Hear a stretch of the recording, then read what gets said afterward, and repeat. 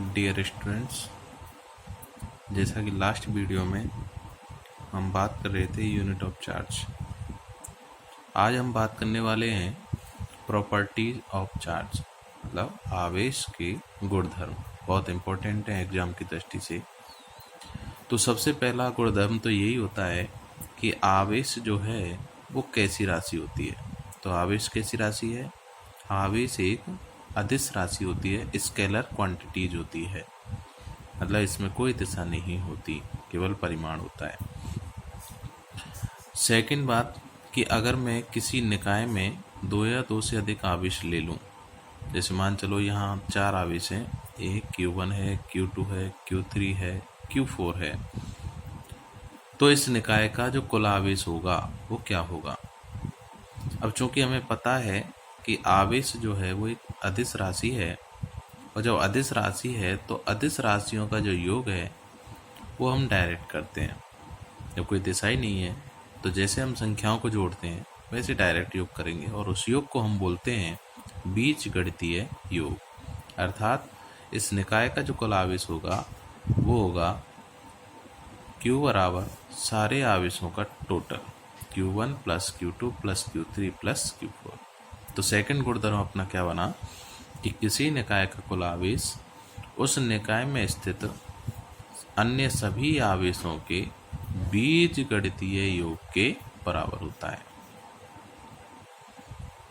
जैसे इस पर आधारित एग्जाम्पल देख लेते हैं कि एक निकाय है और इस निकाय में 4 माइक्रोकूलाम, -2 माइक्रोकूलाम, -3 माइक्रोकूलाम, +6 माइक्रोकूलाम, कितने भी आवेश हो सकते हैं इस निकाय के अंदर। तो इसका कुल आवेश अगर हम देखें तो क्या होगा, ये जितने भी आवेश हैं इन सब का बीजगणितीय होगा। जो प्लस का है वो प्लस रहेगा, जो माइनस है वो माइनस रहेगा। तो +4 माइक्रोकूलाम, +6 माइक्रोकूलाम, -2 माइक्रोकूलाम, -3 माइक्रोकूलाम, तो इन सब को टोटल करके देखें तो Q बराबर आया +5 माइक्रोकूलाम। सबसे इम्पोर्टेंट जो गुण है, प्रॉपर्टीज है, वेरी वेरी इम्पोर्टेंट प्रॉपर्टीज, वो है कि आवेश एक क्वांटीकृत राशि है। तो सबसे पहले हम बात करें कि इस क्वांटीकृत का मतलब क्या होता है। तो क्वांटीकृत को समझने के लिए हम एक एग्जाम्पल लेते हैं सिंपल व्यवहार में जो अपने पास होता है, कि जैसे बेसन के लड्डू बनाए जाते हैं, खाए जाते हैं। तो बेसन के लड्डू जो होते हैं 2 प्रकार से हम बना सकते हैं। एक तो कैसे कि सिंपल बेसन को भूना, उसमें कोई भी रवा वगैरह जो भी बूरा वगैरह होता है वो मिलाया, घी वगैरह मिलाया, और मिलाने के बाद उसको लड्डू बांध दिया। तो हम देखते हैं कि यहाँ से बेसन जो है इसमें कैसे बटा हुआ है, एकदम सतत रूप में बटा हुआ है, और बेसन का जो प्रत्येक कण है वो समान आकार का होता है, प्रत्येक कण। तो इसका मतलब यहाँ जो बेसन का बंटवारा हो रहा है वो कैसे हो रहा है, सतत रूप में हो रहा है। लेकिन एक दूसरा तरीका और होता है कि बेसन को घोला जाए, घोलने के बाद फिर उसमें बूंदी छांटी जाए, बूंदी छांटने के बाद बूंदियों को चाशनी में डाला जाए, फिर निकाल के फिर लड्डू बनाए जाए, तो ये कहलाते हैं बूंदी के लड्डू। और यहाँ पर जो बूंदी हैं वो एक समान ना हो के अलग अलग प्रकार की होती हैं। अब चूंकि यहाँ जब बूंदी का लड्डू बनाया जा रहा है तो इनके मध्य स्पेस भी होगा, तो हम ये कह सकते हैं कि यहाँ जो बेसन है वो किसके रूप में बटा हुआ है। यहाँ तो बेसन बेसन के रूप में बट रहा है, लेकिन यहाँ जो बेसन है वो किसके रूप में बट गया, बूंदियों के रूप में बट गया। इसका मतलब कि यहाँ बेसन का जो वितरण है वो सतत रूप में ना होकर विभक्त रूप में होता है, विभक्त रूप में होता है। इसका मतलब कि बेसन जो है वो बूंदियों के रूप में बटा है, तो यहाँ बेसन की जो सबसे छोटी जो क्वांटिटी है वो कौन है, बूंदी। तो इस बूंदी को हम कहेंगे क्वांटा। समझाने के लिए बोल रहा हूँ, बूंदी को कोई क्वांटा नहीं कहते, तो बूंदी को हम कहेंगे क्वांटा। और अब देखो बूंदी जो है वो किसकी है, बेसन की। तो इसका मतलब बेसन को हम कहेंगे क्वांटीकृत राशि। तो इससे स्पष्ट हो रहा है, जैसे हमने यहाँ बात की कि बेसन का सतत रूप से वितरण यहाँ हो रहा है, यहाँ विभक्त रूप में हो रहा है, ऐसे ही यहाँ आवेश का वितरण इस प्रकार होता है। यानी आवेश का वितरण जो है वो सतत रूप में ना होकर विभक्त रूप में होता है। और आवेश का सबसे छोटा जो न्यूनतम सुपरिभाषित मान जो होता है वो कहलाता है आवेश का क्वांटा। और आवेश जो है वो कहलाती है क्वांटीकृत राशि। तो इससे हमें पता चल रहा है कि आवेश जो है वो एक क्वांटीकृत राशि है।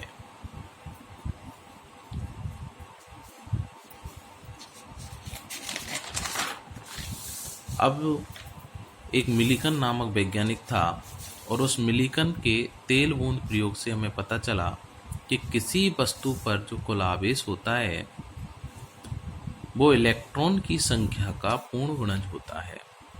अब इलेक्ट्रॉन की संख्या का पूर्ण गुणज तो हमें ये पता है, ऑलरेडी पहले से ही पता है कि किसी वस्तु पर चार्ज का आना इलेक्ट्रॉन के आदान प्रदान से होता है। जैसे इलेक्ट्रॉन गए तो पॉजिटिव चार्ज आया, इलेक्ट्रॉन आए तो नेगेटिव चार्ज आया। तो इसका मतलब है कि जो आवेश जो है वस्तु पर वो केवल इलेक्ट्रॉन की संख्या का पूर्ण गुणज है। अर्थात कुल आवेश Q बराबर N प्लस माइनस E। तो यहाँ प्लस E तो बता रहा है इलेक्ट्रॉन की कमी को और माइनस E बता रहा है इलेक्ट्रॉन की अधिकता को। तो Q बराबर N प्लस माइनस E। तो E तो है इलेक्ट्रॉन का आवेश जिसका मान होता है 1.6 गुणा 10 की घात माइनस 19 कूलाम। आए तो माइनस और गए तो प्लस। अब जैसे इस पर कुछ एग्जाम्पल देख लेते हैं हम कि जैसे मान चलो एक क्वेश्चन है कि यदि किसी वस्तु पर आवेश Q बराबर माइनस 4.8 गुणा 10 की घात माइनस 19 कूलाम है, तो पहला क्वेश्चन बनता है कि वस्तु पर इलेक्ट्रॉन की अधिकता होगी या कमी होगी।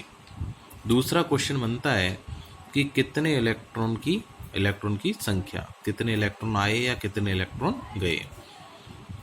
और तीसरा बनता है द्रव्यमान में परिवर्तन। तो पहले क्वेश्चन का आंसर तो हम कहाँ से दे सकते हैं, केवल इस चिन्ह को देख के दे सकते हैं। तो मैंने पहले ही बोला था माइनस चिन्ह कब आएगा, जब इलेक्ट्रॉन आए हैं का मतलब इलेक्ट्रॉन की अधिकता होगी। तो यहाँ पर अपना क्वेश्चन बन गया कि सब माइनस चिन्ह दिख रहा है इसलिए इलेक्ट्रॉन की अधिकता है, अगर प्लस होता तो कमी होती। अब इलेक्ट्रॉन की संख्या ज्ञात करो। तो इलेक्ट्रॉन संख्या ज्ञात करने के लिए मिलिकन भाई साहब ने हमारी पहले ही मदद कर दी थी कि Q बराबर N प्लस माइनस E। तो ये फॉर्मूला लगाएंगे, फॉर्मूला लगाएं तो क्या होगा, Q बराबर N, अब चूंकि माइनस लग रहा है यहाँ पहले ही तो माइनस E, तो N बराबर आ जाएगा Q upon minus E। Q का मान दे ही रखा है हमें, E का मान हमें पता होता है, दोनों का मान पुट करेंगे, आंसर 3 आएगा। अब ये 3 जो है वो हमारी एक पूर्ण संख्या आ रही है, क्योंकि हमने पहले बोला था कि N जो है वो एक पूर्ण संख्या होती है। इसका मतलब N का जो मान है वो 1 हो सकता है, 2 हो सकता है, 3 हो सकता है, 4 हो सकता है। 1/2 नहीं होगा, 4/3 नहीं होगा। क्यों? क्योंकि इलेक्ट्रॉन कभी आधा नहीं जाएगा, ठीक है, ना ही 3/4 जाएगा। इलेक्ट्रॉन पूरा का पूरा 1 जा सकते हैं, 2 जा सकते हैं, 3 जा सकते हैं। इस प्रकार यहाँ पर हम इसकी चर्चा करेंगे। तो इसका मतलब वस्तु पर कितने इलेक्ट्रॉन आए, 3 इलेक्ट्रॉन आए। तीसरे क्वेश्चन का आंसर कि साहब द्रव्यमान में कितना परिवर्तन हुआ। तो द्रव्यमान में वृद्धि होगी या कमी होगी, तो द्रव्यमान में क्या होगा, वृद्धि होगी। कितनी वृद्धि होगी, 3 इलेक्ट्रॉन आए हैं तो वृद्धि होगी। कितनी वृद्धि होगी, इन्हीं के द्रव्यमान के बराबर। तो डेल्टा M बराबर 3 गुणा इलेक्ट्रॉन का द्रव्यमान। अब चूंकि इलेक्ट्रॉन का द्रव्यमान होता है 9.1 गुणा 10 की घात माइनस 31 किलोग्राम। तो डेल्टा M का मान यहाँ आ गया 27.3 गुणा 10 की घात माइनस 31 किलोग्राम। इतना द्रव्यमान बढ़ेगा, ठीक है। अगला क्वेश्चन देखते हैं, क्या किसी वस्तु पर Q बराबर इतना आवेश संभव हो सकता है, प्लस 3.6 गुणा 10 की घात माइनस 19 कूलाम। तो देखें किससे पता चलेगा? n से पता चलेगा। अगर n का मान एक पूर्ण संख्या आती है तो हम कह सकते हैं आवेश संभव है, और नहीं आती है तो हम कह देंगे संभव नहीं है। तो देखो यहाँ से Q अपॉन ई 3.6 गुणा 10⁻19 में 1.6 गुणा 10⁻19 का भाग लगाया, लगाने पर 9/4 आया। अब 4 का भाग जब 9 में लगाते हैं तो पूर्ण संख्या नहीं आती, अर्थात वस्तु पर इतना आवेश संभव नहीं होगा। अगला क्वेश्चन और देख लेते हैं। एक जैसे क्वेश्चन पूछा जाता है, आया हुआ क्वेश्चन है, बहुत इंपॉर्टेंट है कि 1 कूलम आवेश में इलेक्ट्रॉन की संख्या ज्ञात करो। तो 1 कूलम आवेश में इलेक्ट्रॉन की संख्या निकालो, तो वही Q बराबर n से n का मान निकालना है, तो n बराबर आ जाएगा Q अपॉन ई। अब Q का मान कितना दे रखा है? 1 कूलम। इलेक्ट्रॉन का आवेश 1.6 गुणा 10⁻19 कूलम। 10⁻19 को ऊपर ले जाओ, प्लस में चली जाएगी घात। जब माइनस घात को ऊपर ले जाएंगे तो प्लस में हो जाती है, और प्लस को ऊपर ले जाते तो माइनस में हो जाती है। बटे 1.6 बच गया। अब यहाँ से पॉइंट को हटाएंगे तो ऊपर 1 0 बढ़ जाएगी, और 1 0 मैं इससे उधार ले रहा हूँ तो 100 हो गया, और तो यहाँ बच गया 10⁻18 बटे 16। 16 का भाग लगाएंगे तो 16 छिक्की 96, दशमलव कितना बचा? 4। 16 दूना 32, कितना बचा? 8। 16 पंजे 80, 6.25 गुणा 10⁻18 ये संख्या होती है इलेक्ट्रॉन की। इतने इलेक्ट्रॉन होते हैं 1 कूलम आवेश में। तो हमें पता चल गया यहाँ से इतने इलेक्ट्रॉन 1 कूलम आवेश में। तो ये संख्या देखो पॉइंटों में आ रही है, लेकिन घबराने की कोई बात नहीं। क्यों? क्योंकि यहाँ 10⁻18 है। इसका मतलब इसमें अगर मैं 10⁻18 1 के आगे 18 0 का गुणा करूँगा तो संख्या एक पूर्ण संख्या आती है। इसका मतलब वस्तु पर 1 कूलम आवेश भी संभव है। ठीक है, धन्यवाद।